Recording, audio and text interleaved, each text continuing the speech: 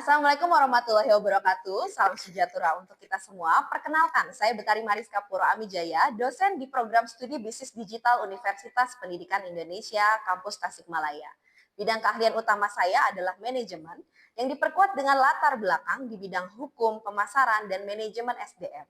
Keahlian tersebut saya peroleh melalui sertifikasi kompetensi pendidikan profesi advokat serta pengalaman sebagai praktisi industri. Saya juga telah memperoleh sertifikasi resmi dalam training metodologi yang memperkuat kemampuan saya dalam menyusun desain pembelajaran yang aplikatif dan kontekstual.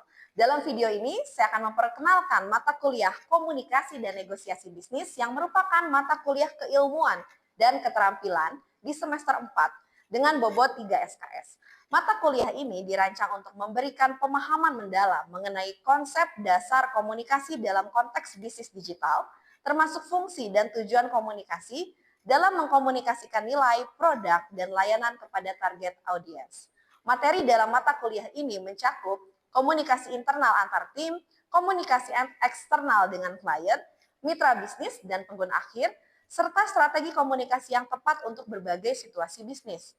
Salah satu kekhasan dari mata kuliah ini adalah penggunaan bahasa Inggris secara aktif dalam konteks bisnis digital, baik dalam penyusunan laporan bisnis, presentasi, hingga pitching. Pembelajaran juga akan melibatkan praktisi industri yang memberikan studi kasus nyata membahas proses pembuatan resume profesional, laporan bisnis, hingga perjanjian kerjasama. Kolaborasi ini menjadi bagian dari tugas akhir mahasiswa, di mana mereka diwajibkan menghasilkan dokumen dan presentasi yang relevan dengan dunia kerja. Metode pembelajaran yang digunakan adalah team-based project, dengan pendekatan aktif berbasis masalah. Penelitian meliputi partisipasi, tugas individu dan kelompok, kuis, evaluasi formatif, sumatif, dan proyek akhir. Capaian pembelajaran mencakup penyusunan laporan bisnis komprehensif dalam bahasa Inggris, presentasi bisnis profesional sesuai konteks dan audiens, pembuatan resume dan pitching ide bisnis, kemudian perancangan dan negosiasi perjanjian kerjasama bisnis, aplikasi teori dalam praktik nyata melalui studi kasus dari praktisi. Saya berharap mata kuliah ini dapat menjadi bekal nyata bagi mahasiswa dalam membangun kapasitas komunikasi yang strategis, adaptif, dan relevan dengan kebutuhan industri digital saat ini. Terima kasih atas perhatiannya dan selamat mengikuti pembelajaran. Wassalamualaikum warahmatullahi wabarakatuh. Oke, bismillahirrahmanirrahim. Assalamualaikum warahmatullahi wabarakatuh. Salam Om Swastiastu, Namo Buddhaya, salam kebajikan. Good morning.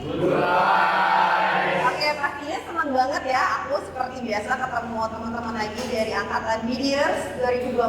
Tuh, muka-mukanya sangat ceria, muda, dan bahagia sekali ya pada kesempatan kali ini. Nah, pada hari ini materi yang akan diajarkan di mata kuliah pada di sini, kita akan mengambil mata kuliah namanya komunikasi dan negosiasi bisnis, tapi maksudnya materinya adalah mengenai pitching. Nah, sebelum kita masuk ke pematerian, seperti biasa kita berdoa dulu ya, teman-teman. Silahkan berdoa menurut agama dan kepercayaan masing-masing. Oke, berdoa tidak akan pernah selesai, gitu ya. Supaya berdoanya semoga diharapkan dapat termanifestasikan dalam kehidupan teman-teman ya. Jadi kalau lagi mata kuliah aku rajin-rajin berdoa apa ya udah siap itu. Nah, karena kita akan tetap pitching nih, sebelum kita mulai dan kita mengenal mata kuliah pitching ini, and don't forget, if you are in this course, we also have to practice in English ya. Jadi kalau bisa nanti teman-teman kasih aku feedback, or you also can give a question in English language, ataupun sebaliknya kita sambil belajar aja ya. Siapa teman-teman juga nanti bakalan skripsi juga ya, bener nggak? Ada yang tugas akhir, artikel, teknologi tepat guna gitu ya. Jadi silakan teman-teman, apa sih yang teman-teman pikirin? What do you think? Maybe you can also answer it in English, one word, two words, whatever is it. Bisa di-scan di sini, terus kalian tulis kira-kira apa yang kalian pikirkan ketika kalian dengar kata pitching. Silakan.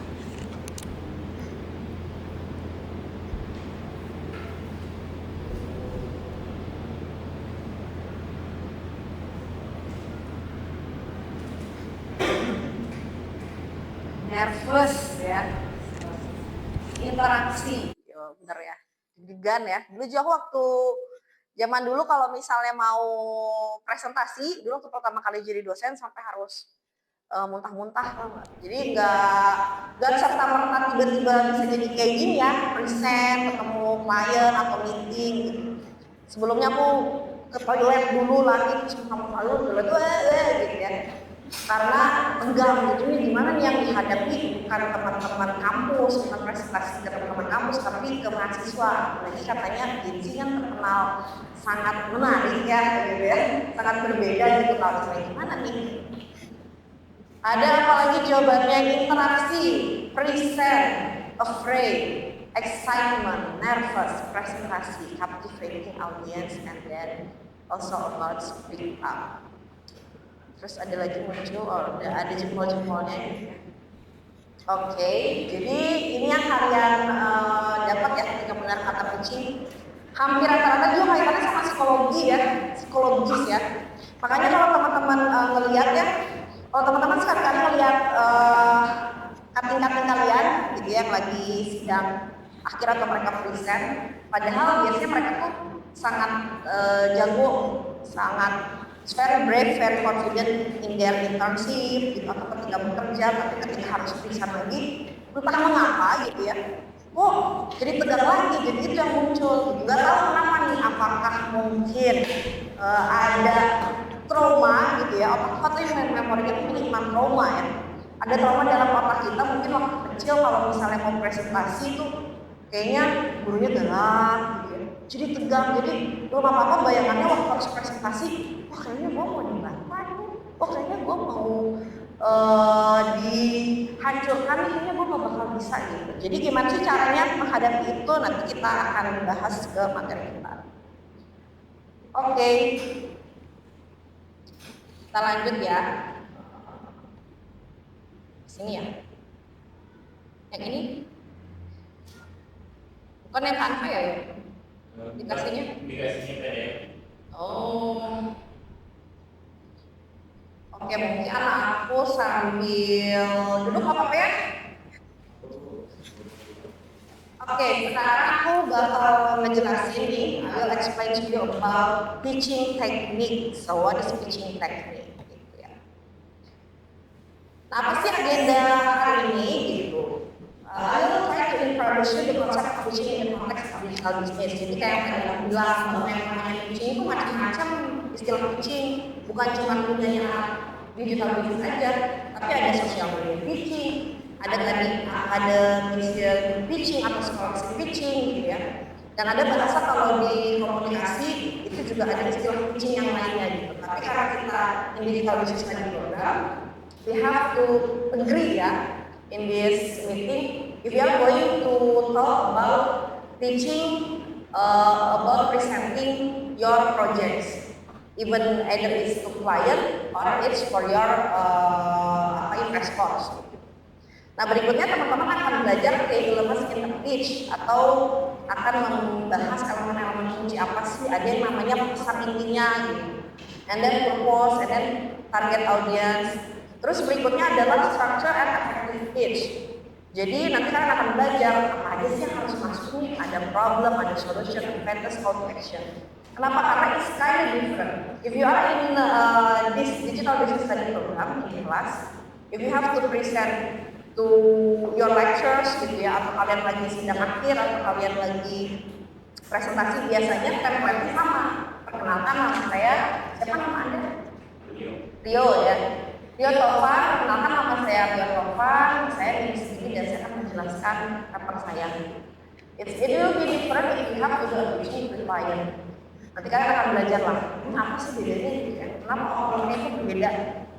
Terus use of visuals and supporting tools. Nah ini aku yang bilang sih kalau masuk digital business udah pasti bisa ya dengan PowerPoint gitu. Kalau kalian lihat kating-kating kalian tuh di year 2023 mulai itu harus dilihat tuh ya. I thought with their such top talents gitu ya, karena do presentation and everything, especially in visual and supporting tools udah bagus banget. Nah terus ada yang namanya persuasion techniques in pitching, the importance of practice and preparation in presentation. Nah ini aku mengundang salah satu alumni. Kenapa aku undang alumni? Karena biasanya mahasiswa itu semangat belajar dengan bahasanya mereka. Dia mengundang Kang Khairul Amri, dia udah lulus lewat jalur teknologi Pertamina ya. Terus beliau juga Mas Amri ini udah beberapa kali menang di kompetisi terkait sama kucing. Nah nanti aku akan tunjukin Mas Amri mungkin sebentar lagi udah hadir dan beliau akan mencontohkan gimana sih contoh kucingnya tadi. Oke, kita lanjut ya.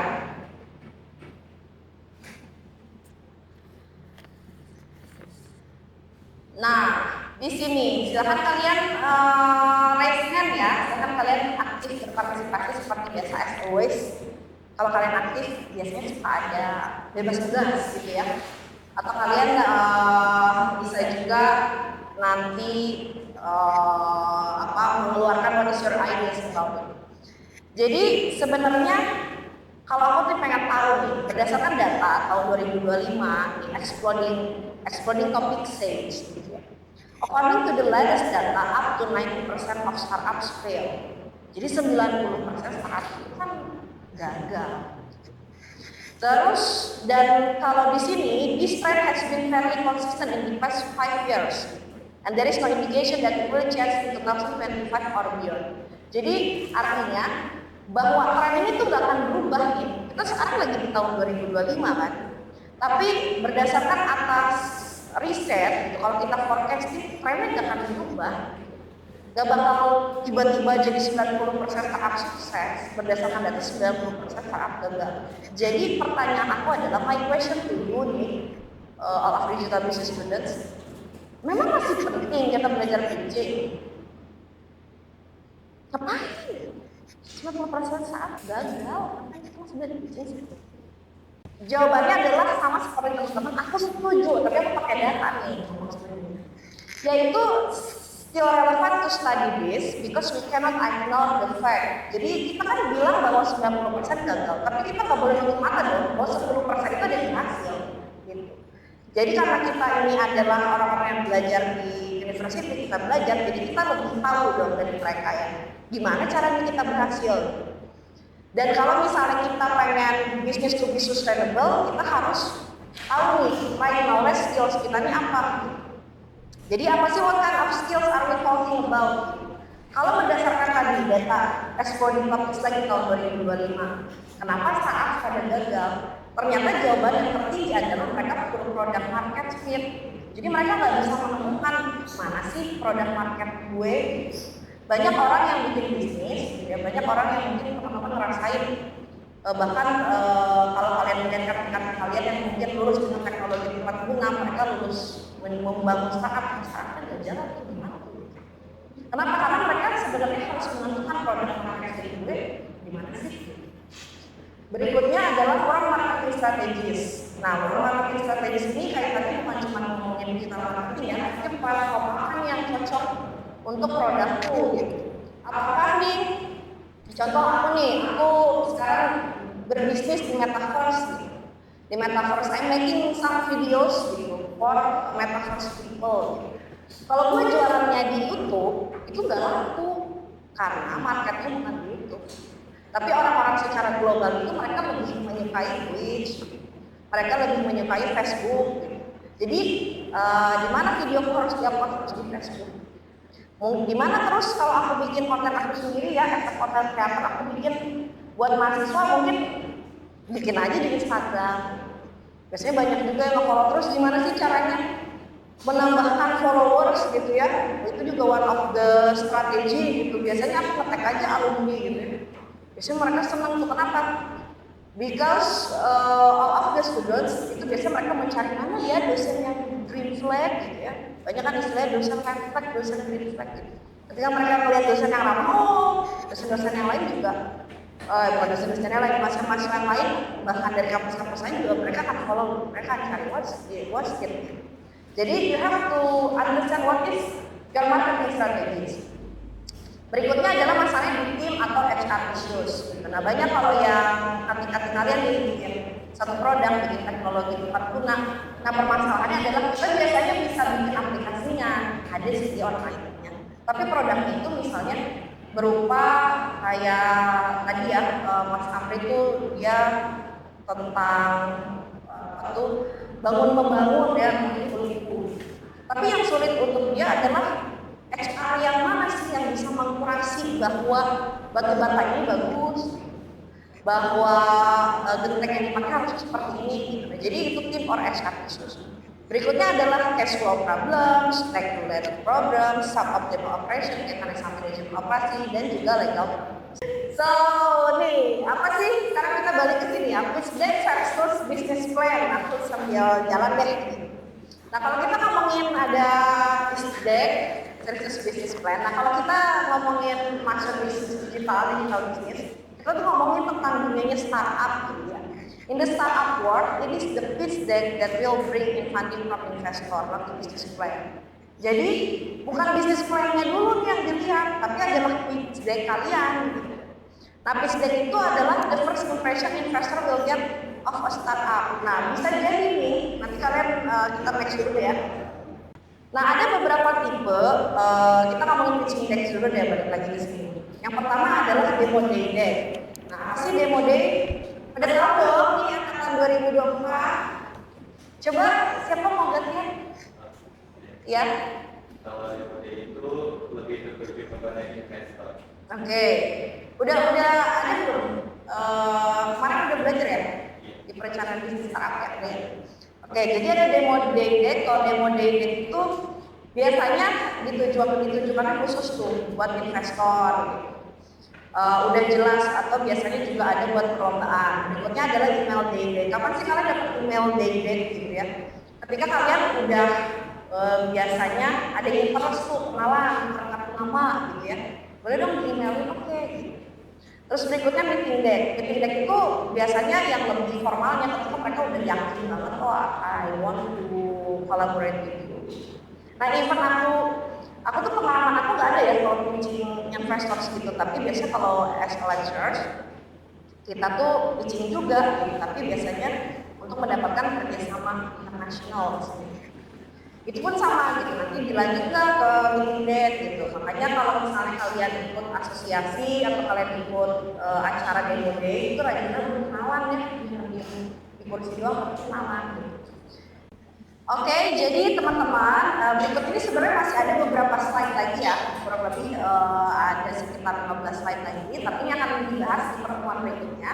Karena seperti kita lihat di RPS atau di silabus kita tuh, kita pertemuan ini akan kolaborasi dengan Mas Budi juga ya, selaku praktisi pengajar. Jadi pastinya teman-teman bukan cuma sama aku, tapi sama Mas Budi nanti akan lebih bahas lagi, lebih detail lagi dibahas di pertemuan berikutnya. Jangan lupa teman-teman buka RPS dan silabus juga, supaya nanti teman-teman juga tahu kira-kira ada tugas apa aja di situ, karena di RPS silabus sudah ada link dan lain sebagainya. Oke teman-teman semuanya, nah seperti yang tadi aku bilang bahwa hari ini kita kedatangan alumni ya, alumni dari bisnis digital, namanya Mas Teguh Hairul Amri. Halo teman-teman semua, aku dari alumni bisnis. Oke, jadi Mas Amri bakal lihatin ya teman-teman semuanya how to do a pitching in just 5 minutes. Thank you so much Mas Amri udah bisa hadir, udah sharing juga ke teman-teman mahasiswa. Silakan Mas Amri. Teman-teman, pitching itu simple kayak kalian ngelakuin ya mendongeng. Teman-teman, pitch aku mulai dalam 3, 2, 1. Apa yang dipikirkan dari gambar? Oke, semua punya ekspresi senyum-senyum yang ketawa, dan kalau ini ya aneh, lucu. Ini gimana mau naiknya? Tapi ini nggak lucu teman-teman. Kalau teman-teman itu sendiri ngalamin, seperti yang dialami oleh Kevin. Dia ngebangun sebuah gudang kelapa karena usahanya di bidang kelapa ya. Namun sayang udah bayar mahal, tapi malah dindingnya gampang rompal gitu. Dimintai pertanggungjawaban setelah 2 bulan, tukangnya malah lari, gak tanggung jawab. Nah sampai hari ini Pak Kevin itu masih pusing sama dinding untuk gudang kelapanya. Dan selanjutnya permasalahan itu gak hanya seperti Pak Kevin aja, tapi juga di ranah pekerjaan seperti yang dialami oleh Kang Asep. Dia pengen dapat kerjaan dan melamar di mana-mana nggak dapat, mau nggak mau harus ngambil job sebagai tukang. Nah, ketika ngambil job sebagai tukang, dia pun masih merasa kesulitan karena susah buat dapat kerjaan. Karena harus nunggu dulu, harus dipanggil mandor dulu. Nah, masalah nggak sampai di level tukang aja.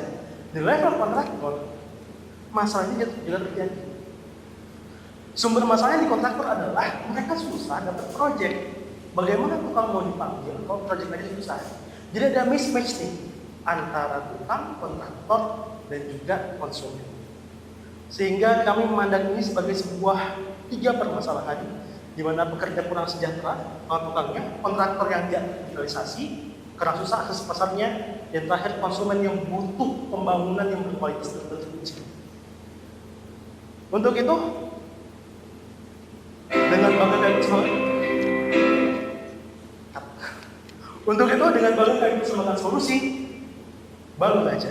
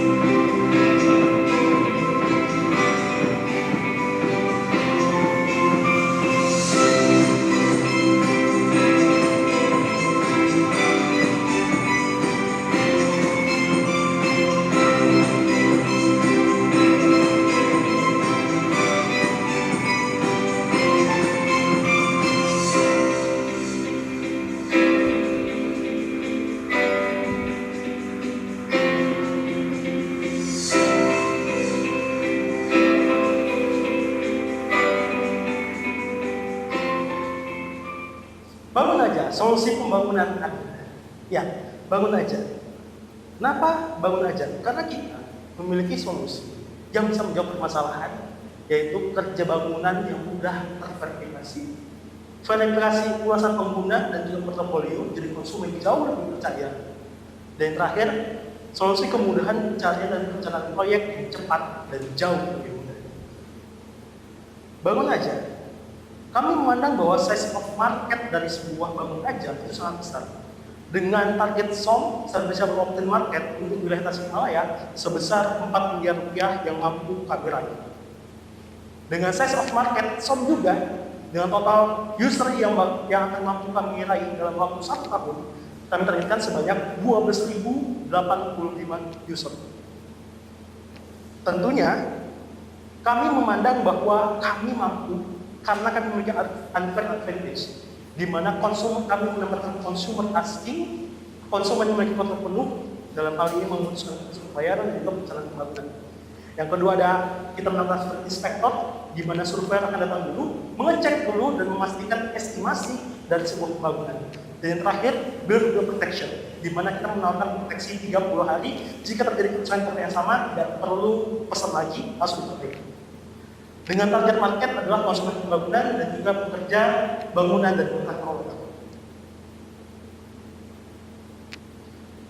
Kami sangat pede dengan target market sebesar itu, karena kami menggunakan marketing and sales strategi dengan bekerjasama dengan BNSP, PUPR, dan juga Bappenas. Dengan berfokus pada omni-channel sosial media, dengan menempatkan Facebook sebagai sosial media utama kami, dengan menggunakan referral code serta KOL dari saluran YouTube Disabilitas Berbicara, dan juga kerjasama lainnya. Kami menyadari bahwa positioning dari bangun aja itu tidak hanya sendirian, tapi juga banyak operator lain. Namun kami menyadari juga bahwa kami memiliki potensi yang jauh lebih beda daripada yang lain. Untuk itu kami menempatkan positioning keuangan kami dengan target akan BEP dan untung di tahun kedua, dengan total penyelesaian proyek sebanyak 2.391.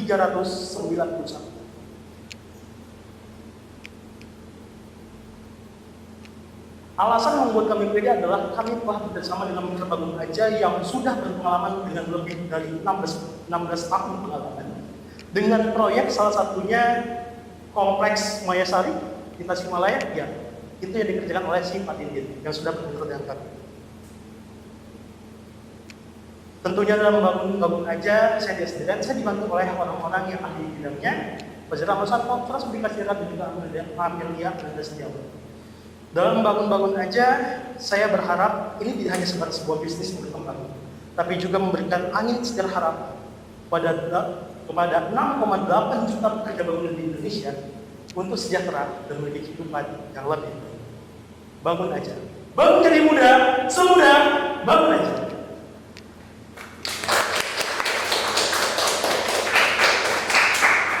That's a presentation, that's a teaching, teman-teman. Jadi teaching itu benar-benar sama banget kayak kalian itu dong. Oke? Oke teman-teman semuanya. Oke, terima kasih banyak ya Mas Amri untuk sharing-sharing.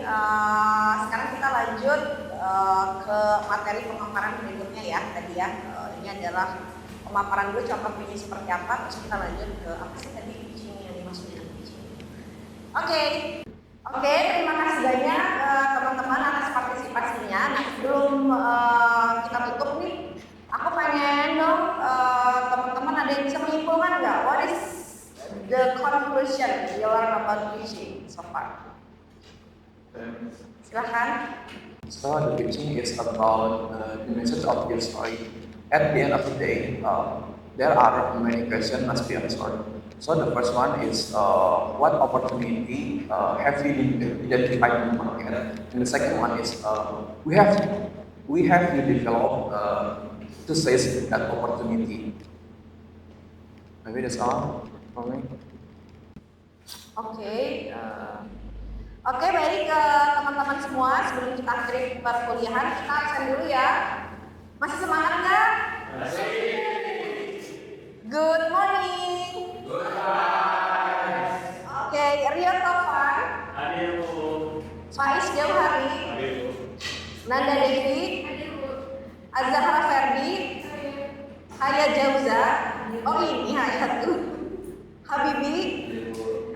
Noval, Hadir Bu. Noval Tu, Hadir Bu. Atori, Hadir. Dimas. Hadir. Oke, semuanya udah ya. Terima kasih banyak semuanya. Sampai ketemu lagi di perkuliahan berikutnya. Good morning. Good.